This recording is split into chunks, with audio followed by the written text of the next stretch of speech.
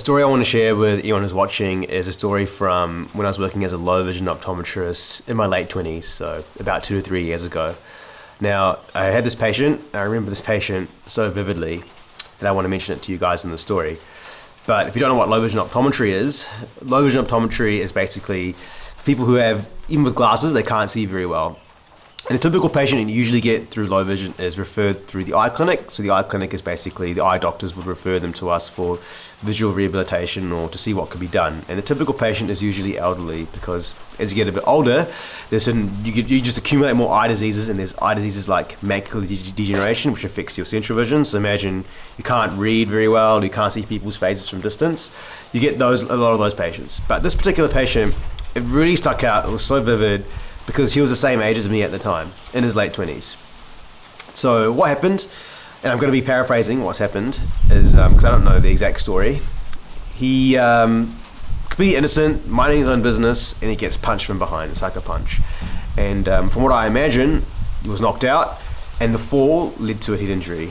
And that type of head injury affected part of the back of the brain. So why that's important is the back of the brain processes vision, so that's where the visual cortex is. And if you get a bleed there, it can affect your eyesight. And what happened to him was, because when I saw him 6 months after he had that incident, that injury, he lost half his vision, which sounds a bit weird, but he lost half his visual field or his peripheral vision. So that's not when you lose one eye, it's you lose half the vision in both eyes, so you lose half your peripheral vision. So you can imagine all you see is just half this world and not the other half. And your brain kind of fills it in with nothingness. Now, the reason this sticks out and the reason this is significant is that for driving, if you want to be able to drive, you need to be able to see. Obviously, you need to have good vision in the distance to be able to see signs. We call that visual acuity.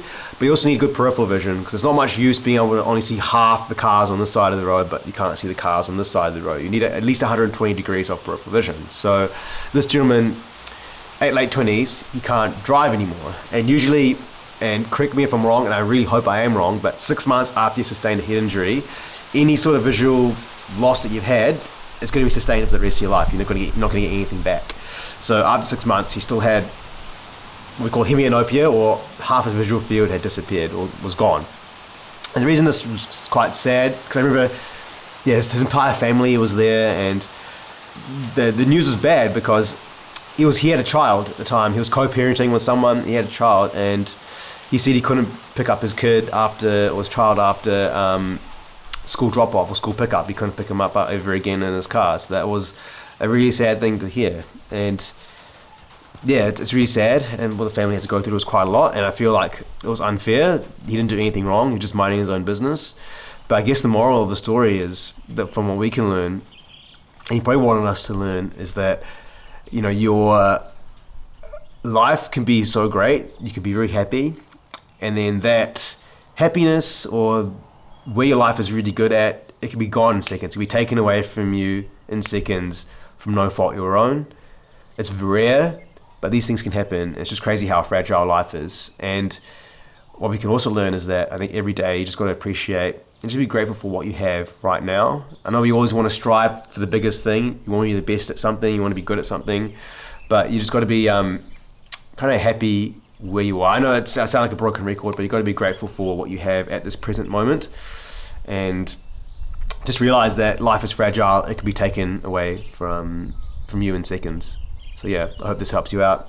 Stay focused and talk soon.